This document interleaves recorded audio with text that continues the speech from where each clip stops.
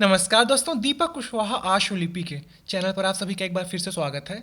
और अभी की इस वीडियो में एक बार फिर से बात करूंगा, जैसा कि आपको सुबह बताया था कि इलाहाबाद उच्च न्यायालय से ये सहायक समीक्षा अधिकारी और कंप्यूटर सहायक इस भर्ती का संक्षिप्त विज्ञापन जारी हो चुका है और दोपहर तक में इसका विस्तृत विज्ञापन जारी हो जाएगा।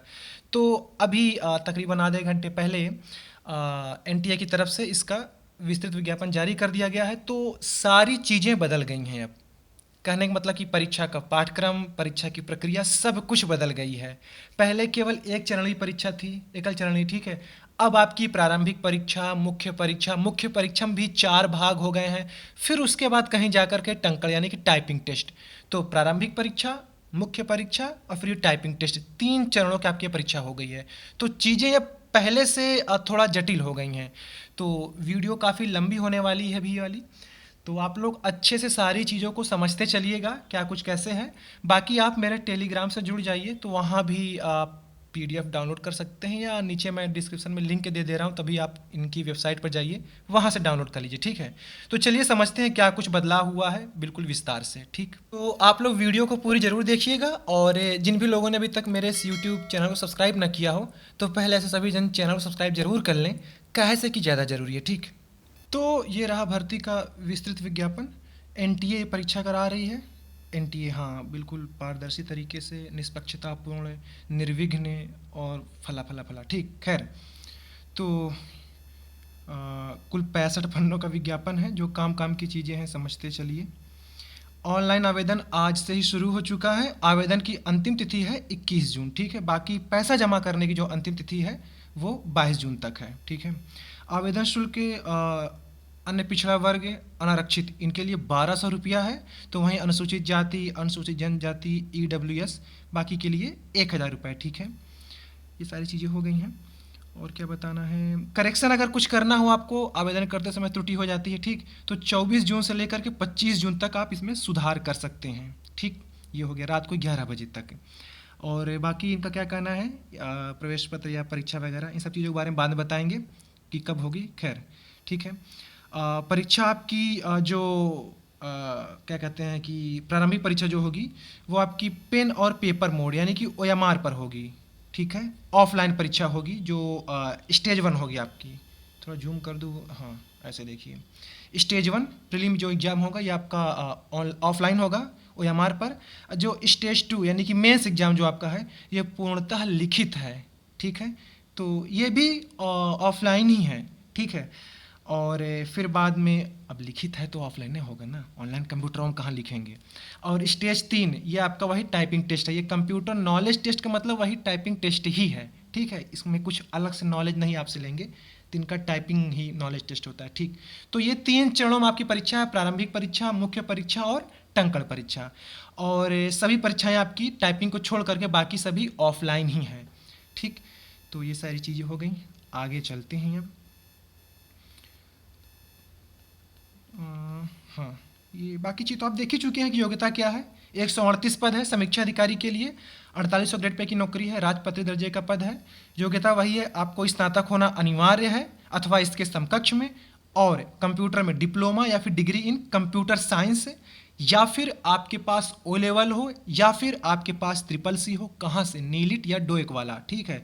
और आपको नॉलेज होना चाहिए डाटा एंट्री, वर्ड प्रोसेसिंग वगैरह, तो इतना तो आपको पता है, ये है, दिन रात नॉलेज ले रहे हैं आप। और फिर अंतिम में ये है कि 25 शब्द प्रति मिनट की टाइपिंग, ठीक है, कंप्यूटर पर, इसकी गति आपकी होनी चाहिए। तो यही समीक्षा अधिकारी का भी पाठ्यक्रम है परीक्षा, यही सहायक समीक्षा अधिकारी का भी है, मतलब कि योग्यता, और यही क्या कहते हैं कंप्यूटर असिस्टेंट का। शायद कंप्यूटर असिस्टेंट अलग है क्या, नहीं, सबके लिए एक ही योग्यता है, देख लीजिए, ठीक है। सबके लिए एक ही योग्यता है, सब में जो उधर स्नातक, इधर भी कंप्यूटर, ठीक। सब में टाइपिंग टेस्ट है। टाइपिंग केवल और केवल इंग्लिश की है, सिर्फ एक ही टाइपिंग है, इंग्लिश टाइपिंग, ठीक। ये सारी चीज़ें हो गई। आरक्षण का जिक्र है कि किसको कितना मिला है। अन्य पिछड़ा वर्ग को 27%, अनुसूचित जाति को 21%, अनुसूचित जनजाति को 2%, और आर्थिक रूप से जो कमज़ोर तबके के लोग हैं 10%। महिलाओं के लिए अलग से आरक्षण यहाँ पर 20%, DFF, एक्स सर्विसमैन वगैरह वगैरह, तो देख लीजिए सब, ठीक है। और यहाँ स्पष्ट भी लिख के बता दिए हैं कि किसके लिए कितना पद है। तो आप देख सकते हैं समीक्षा अधिकारी में अनुसूचित जाति उनके लिए कुल क्या कहते हैं 28 पद है। वो भी लिख दिए हैं कि जिसमें से 5 पद महिलाओं के लिए आरक्षित है, ईएसएम के लिए 1 पद आरक्षित है, फिजिकल हैंडीकैप के लिए 1, ऐसे ऐसे करके मतलब पूरा ब्यौरा दे दिए हैं कि आपको दिमाग नहीं खपाना पड़ेगा, सब कुछ इसी में देख लीजिए। अनुसूचित जनजाति के लिए कुल 2 पद है, अन्य पिछड़ा वर्ग वालों के लिए 37 पद है, ईडब्ल्यूएस वालों के लिए 13, तो वहीं अनारक्षित यानी कि अनरिजर्व्ड कैटेगरी के लिए कुल 58 पद। तो इस तरीके से 138 हो रहा है, ठीक है। महिलाओं के लिए इस 138 में से 25 पद आरक्षित है, ठीक, ये हो गया। कुछ विकलांगता की श्रेणी लिखी हुई है तो आप लोग देख लीजिएगा, ये आप ही लोग समझ सकते हैं। सहायक समीक्षा अधिकारी की बात करूं तो कुल 378 भर्ती है इसमें। क्या? अच्छा अच्छा, ठीक ठीक ठीक, नहीं, कुल 380 भर्ती है, और जिसमें से अनुसूचित जात के लिए 79 पद है, जिसमें से महिलाओं के लिए 15 पद आरक्षित है, फिर डीएफएफ के लिए 1 पद, ईएसएम के लिए 3, फिजिकल हैंडीकैप के लिए 3, ऐसे करके दिया है। अनुसूचित जनजाति के लिए 7 पद है, अन्य पिछड़ा वर्ग वालों के लिए 102 पद है, ईडब्ल्यूएस के लिए 38 पद, तो वहीं अनारक्षित वालों के लिए 154। तो कुल इस तरीके से जोड़ करके ये 380 पद हो रहा है, ठीक। ये सारी चीज़ें हो गई। विकलांगता की श्रेणी आप लोग देख लीजिएगा, क्योंकि जिसके में वही समझ सकता है ना इसको, फिर तो इसको आप लोग देख लीजिएगा, ठीक है। कंप्यूटर असिस्टेंट, इसमें भी समझ लीजिए कुल 25 पद है, तो सबके लिए आरक्षणवार लिखा है किसके लिए कितना पद आरक्षित है, ठीक है। ये सारी चीज़ें हो गई, सारा नियम कानून दिया है। आप लोग विज्ञापन जरूर पढ़िएगा, खूब ध्यान से पढ़िएगा। पिछली बार जब भर्ती फंसी थी तो विज्ञापन माथा पच्ची हुआ था फिर, ठीक है। और क्या बताना है, चलिए नीचे चलते हैं, वही चीज़ें फिर से हैं। और आइए सीधे मुद्दे पर चलते हैं। ये सब चीज़ तो आप जान ही चुके हैं। आयु गणना 1 जुलाई 2026 से हो रही है। आइए सीधे परीक्षा पाठ्यक्रम चलते हैं। बहुत अकड़म बकड़म बातें हो गई। अरे यार, ये छोटा हो जाता है। ये देखिए परीक्षा पाठ्यक्रम, जो पहले चरण की परीक्षा होगी उसको समझिए। परीक्षा आपकी ऑफलाइन है, 3 घंटे की, यानी कि 180 मिनट। किसी भी प्रकार का ऋणात्मक अंकन नहीं है, यानी कि निगेटिव मार्किंग नहीं है, ठीक है।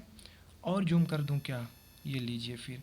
तो general science, history of India, Indian national movement, Indian polity जिसमें इकोनॉमी और कल्चर रहेगा, Indian agriculture, commerce, trade, population, ecology and urbanisation Bharat संदर्भ में, वर्ल्ड ज्योग्राफी और geography of resource of India, current national and international important events, melody वाला याद है ना आपको, भूलिएगा नहीं उसको, उसको अपने जहन में रखिए।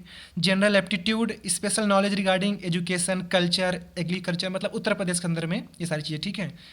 Knowledge of general English and general Hindi of graduation level, elementary knowledge of computers. हाँ, तो ये भारी भरकम परीक्षा का पाठ्यक्रम है, ठीक है। ये प्रारंभिक चरण की परीक्षा है, जैसे कि पिछली बार था, तो ये तो वही है, उतना इसमें कुछ बदलाव नहीं है, ठीक।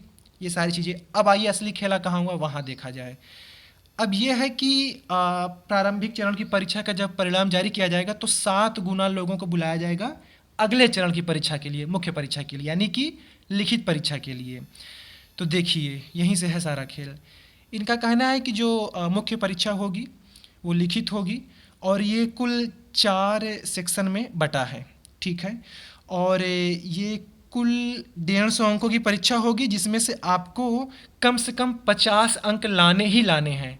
जो अभी ये पहले चरण की परीक्षा थी उसमें ऐसा कुछ भी नहीं है कि कम से कम इतना लाना है, उसमें आप जितना घसीट सकें, ठीक है। इसमें ये है शर्त बांध दिए हैं कि इसमें आपको कम से कम 50 अंक लाना ही लाना है। तो क्या क्या इसमें है ये समझो। 150 में से एकदम प्यार से समझा रहा हूँ, ठीक है, समझते चलिएगा। पहला भाग है मुख्य परीक्षा में ऐसे राइटिंग, अंग्रेजी में लिखना है, सुंदर सी राइटिंग बना करके, ठीक है। 200 शब्दों में लिखना है, 30 अंकों के लिए रहेगा। इसकी भी कुछ शर्तें हैं, ये कोष्टक में लिखा है, एक अब पढ़ लीजिए आप लोग, ठीक। फिर इसका दूसरा भाग रहेगा प्रीसिस राइटिंग इन इंग्लिश, ये 30 अंकों के लिए रहेगा, ठीक है। सेक्शन सी, ए बी हो गया। सेक्शन सी 2 भाग हो गया, इसमें translation from English to Hindi 25 अंकों के लिए, और फिर हिंदी से इंग्लिश 25 अंकों के लिए, ये हो गया, ठीक। फिर इसी का अंतिम भाग, चौथा भाग, section D, comprehension in English. तो ये कुल 4 भाग हुआ मेंस एग्जाम में, मुख्य परीक्षा में, जो कि लिखित परीक्षा है, इसमें कुल 4 भाग है, ठीक है। अभी आपके स्क्रीन पर है, वीडियो रोक के अच्छे से इसको प्यार से देखते चलिए, ठीक है। ये हो गया। और ये 2 घंटे की परीक्षा रहने वाली है, ये चारों का एक ही दिन है, ठीक है। ये नहीं कि अलग अलग होगा, नहीं, एक ही दिन स्टेज वन का रिजल्ट आएगा, फिर इसके लिए बुलाया जाएगा। तो ये चारों पेपर एक ही दिन होगा, एक ही ठो पेपर रहेगा, वहीं सब रहेगा, ठीक है।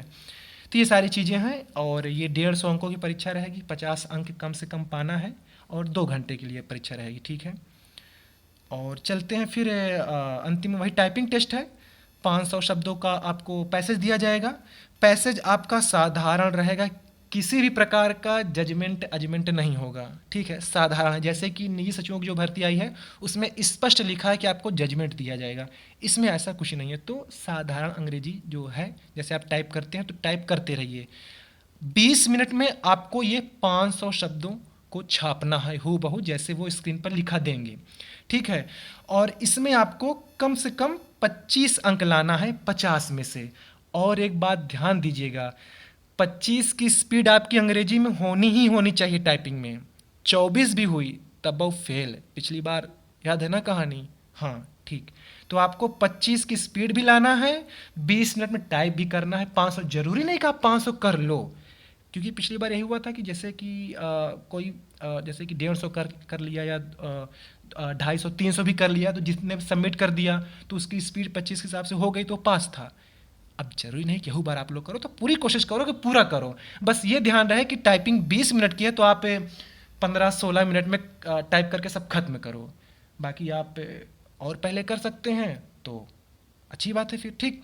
लेकिन यही है कि 20 मिनट तक रुकना नहीं है कि टाइप करते रहें, क्योंकि पता चला कि आखिरी में वो शब्द ना टाइप कर पाएँ आप, कब समय पूरा हो जाए कैसे पता चलेगा। तो यही है कि 2-3 मिनट पहले ही खत्म करके खुद से उसको सबमिट कर दीजिए। ऑटो सबमिट का इंतजार ना करिए। टाइपिंग आपकी हो गई 15 मिनट में, 16 मिनट में, 17 मिनट में, कितने मिनट तो हुई, अगर पहले हो गई तो आप खुद से सबमिट कर दीजिए, ठीक है। इंतजार ना करिए क्योंकि रुके रहेंगे, खुद से सबमिट होगा तो फिर वो टाइम आप मतलब कि स्पीड जो आपकी हो गई वो घटती चली जाएगी। तो फिर वही 24.99, 24.95, 24.55 ऐसे स्पीड आती है तो फिर फेल। समझ रहे हो ना आप मैं जो कह रहा हूँ, हाँ। तो 25 की स्पीड ज़रूरी है, ठीक है। और तो विज्ञापन में फिर कुछ नहीं है, बस यही था जो कि मेंस एग्ज़ाम हो गया, ठीक। बाकी काफ़ी चीज़ें लिखी हुई हैं विज्ञापन में, तो आप लोग इसको डाउनलोड करिए वेबसाइट से और पूरा पढ़िए एक बार आप लोग, ठीक है। फ़ोटो कैसे अपलोड करनी है, हस्ताक्षर कैसे अपलोड करना है, ये सारी चीज़ें। और ओबीसी के लिए जो सर्टिफिकेट लगना है वो अपने उत्तर प्रदेश का रहेगा, क्योंकि ये उत्तर प्रदेश की भर्ती है, ठीक है। तो अपने उत्तर प्रदेश वाला सर्टिफिकेट लगेगा, चाहे ओबीसी हो या एससी एसटी या ईडब्ल्यूएस वाला। तो सारी नियम शर्तें इसमें लिखी हुई हैं, इसको आप लोग पढ़िए समझिए, ठीक है। और एक बात, कंप्यूटर का जो टाइपिंग टेस्ट है उसमें इनका ये कहना है कि उसमें गलतियां कैसे ये देखेंगे, जैसे कि आपने कुछ गलती कर दी तब नंबर कट कट के मिल रहा है ना, 25 नंबर कम से कम पाना, अधिकतम 50 है। तो इनका ये कहना है कि आपने कोई शब्द छोड़ दिया है तो वो पूरी गलती मानी जाएगी। ये स्क्रीन पर लिखा है, इसको समझ लीजिएगा आप लोग, ठीक है। तो पूरी नियम शर्त इसमें दी हुई है कैसे क्या कुछ है। तो एक गलती पर 0.100 अंक कट रहा है, 10 गलती पर कुल 1 अंक कटेगा। अगर आप टाइपिंग में 10 गलती कर देते हैं तो 1 अंक कटेगा, ऐसे समझिए बस, ठीक है। और वो गलतियां कैसे गिनेंगे ये यहाँ दी हुई है कि कौन आधी गलती है, कौन पूरी है, कैसे क्या है, वो सब लिखा है, हालांकि सब पूरा ही पूरा है, ठीक है। तो कौन कौन सी गलतियां कैसे कैसी मानेंगी, स्पेस ज़्यादा हो गया, सटा दिए, कम कर दिए, लाइन भूल गए, या आगे वाले शब्द को पीछे लिख दिए, पीछे को आगे कर दिए, तो सब एक गलती में गिनी जाएगी। तो सब नियम शर्त लिखा है, तो आप लोग इसको पढ़ लीजिएगा अच्छे से। और तो मुझे नहीं लगता कुछ बताना है।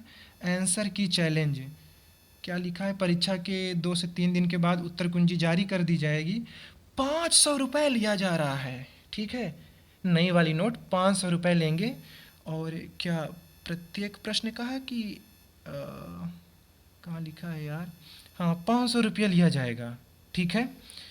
हो बड़ी आफत है, एक तो 1200 रुपया वहीं ले रहे हैं, 500 रुपया उधर से लेंगे, और फिर लौटोबो नहीं करते हैं अगर आपत्ति सही पाई जाती। पिछली बार लौटा उटाए नहीं है, पा कर रख लिए हैं सब, ठीक। तो बस हो गया। और आप लोग विज्ञापन एक बार अपने स्तर से पढ़ के देखिए, काफ़ी चीज़ें इसमें दी हुई हैं, लिखी हुई हैं, क्या किस फॉर्मेट में होना चाहिए आपका मतलब कि सर्टिफिकेट, ठीक है। काफ़ी कुछ इसमें है, तो आप लोग खुद से एक बार इसको पढ़िए। और फ़ोटो वगैरह कैसे अपलोड करनी है, सुंदर सी फ़ोटो अपलोड करनी है, ठीक है, देख लीजिए। अच्छी अच्छी फ़ोटो बनी है, अजय कुमार, ठीक। अच्छा, ध्यान दीजिएगा, फ़ोटो के नीचे आपका नाम लिखा होना चाहिए।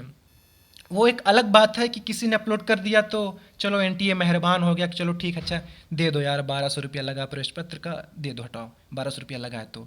लेकिन आपका फ़र्ज बनता है कि जो विज्ञापन में लिखी हुई हैं बातें, उसी के अनुरूप आवेदन करिए। तो फ़ोटो के नीचे आपका नाम और उसके नीचे फ़ोटो की तारीख है, ठीक है, जैसे ये आपकी स्क्रीन पर है, ऐसे होना चाहिए। तो जोश जोश में ये नहीं कि भर्ती आई चलो भर दो एकदम, अभी नहीं, पहले पूरा पढ़ लीजिए, अच्छे से समझ लीजिए, तो फिर आवेदन करिएगा, ठीक है। फ़ोटो किस प्रारूप में होना चाहिए, उसकी क्या साइज होनी चाहिए, और क्या क्या चीज़ें अपलोड हो रही हैं। कक्षा 10 की 10 का प्रमाण पत्र अपलोड हो रहा है, और जाति प्रमाण पत्र अपलोड हो रहा है, और बाएं हाथ का अंगूठा, अंगूठा नहीं मतलब अंगूठे का निशान, वो अपलोड हो रहा है, आपका हस्ताक्षर अपलोड होना है, तो सबकी साइज दी हुई है बाकायदा, ठीक है। 3 भर्तियां एक साथ हैं।